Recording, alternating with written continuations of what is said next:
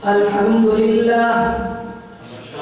الحمد لله وكفى وسلام على عباده الذين اصطفى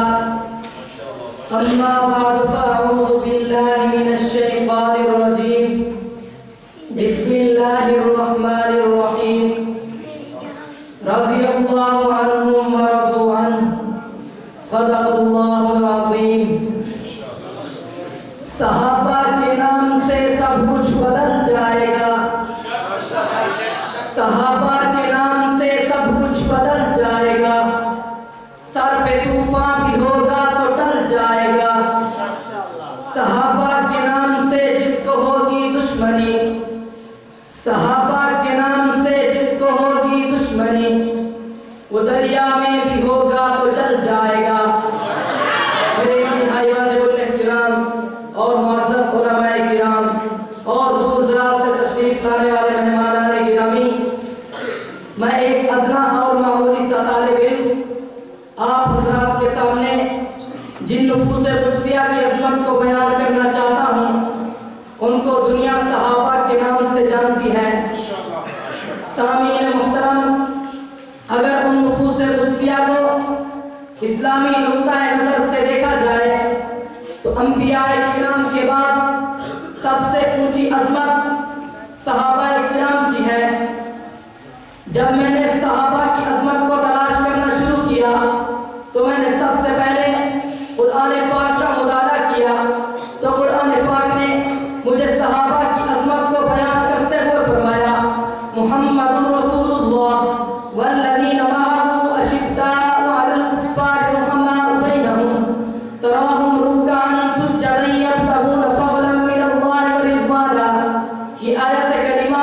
ہمیں صحابہ کی عظمت بتا رہی ہے کہ وہ کتنے عظیم لوگ تھے اور ان کی زندگیوں کا مطالعہ کرنے سے ان کی عظمت کھل کر سامنے آتی ہے۔ تو کہیں قرآن پاک نے فرمایا لقد رضی اللہ عن المؤمنین، کہیں قرآن پاک نے صحابہ کی عظمت کو بیان کرتے ہوئے فرمایا اولئک هم الصادقون، کہیں فرمایا اولئک هم الراشدون، کہیں فرمایا اولئک هم الفائزون، کہیں فرمایا اولئک هم المفلحون۔ جب میں نے صحابہ کی عظمت کا مطالعہ حدیث پاک سے کیا تو حدیث پاک نے مجھے صحابہ کی عظمت کو بیان کرتے ہوئے فرمایا وخیر امتی قرنی ثم الذین یلونہم ثم الذین یلونہم۔ ایک جگہ پھر ارشاد فرمایا اصحابی کالنجوم فبیدی مقتدیتم اہتدیتم۔ اسی طرح اللہ تعالیٰ کے نبی بھی اپنے صحابہ کی تعریف کرتے ہوئے نظر آتے ہیں۔ ایک جگہ ارشاد فرمایا کہ میرے صحابہ کو برا نہ کہو، تم میں سے اگر کوئی شخص اور کے باہر جتنا بھی سونا خرچ کر دے اللہ تعالیٰ کی راہ میں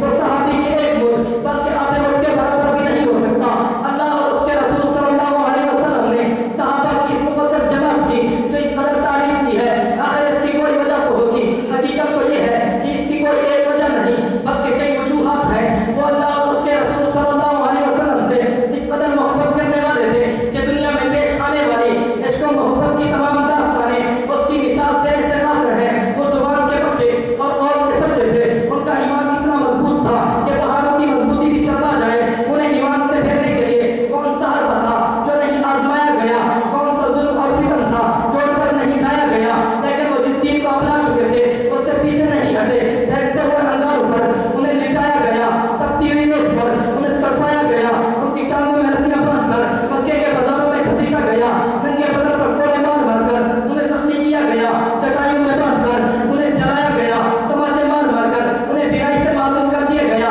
جسموں کو بچے مار مار کر انہیں لہو لہان کر دیا گیا۔ لیکن یہ سب کچھ ہونے کے باوجود بھی انہوں نے سچائی کا دامن نہیں چھوڑا۔ یہ وہ لوگ تھے جنہوں نے کلمہ پڑھ کر ایک بار حضور صلی اللہ علیہ وسلم کا ساتھ دینے کا ارادہ کر لیا تو پھر زندگی بھر اسے نبھایا۔ پھر آپ صلی اللہ علیہ وسلم کے پاس وہ خدام اور جانثار غلام رہتے تھے جو آقا کی خدمت کے لیے تیار رہتے تھے، جو اشارہ ابرو کے منتظر رہتے تھے، جو آقا کی خدمت کو جنت کی ضمانت سمجھتے تھے، جو آقا کے لیے پسینے کی جگہ خون بہانا اپنا فرض سمجھتے تھے۔ سامعین گرامی، آئیے میں آپ کو صحابہ کی عظمت کا ایک اور منظر دکھاتا ہوں۔ جب مسجد نبوی کی تعمیر ہو رہی تھی تو صحابہ کرام رضی اللہ عنہم پتھر اور گارا اٹھا اٹھا کر لگا رہے تھے۔ اس سارے عمل میں میرے آقا بزرگ بہت شریک تھے۔ آپ صلی اللہ علیہ وسلم کو مصروف احمد دیکھ کر صحابہ کرام رضی اللہ عنہم یہ شعر پڑھتے تھے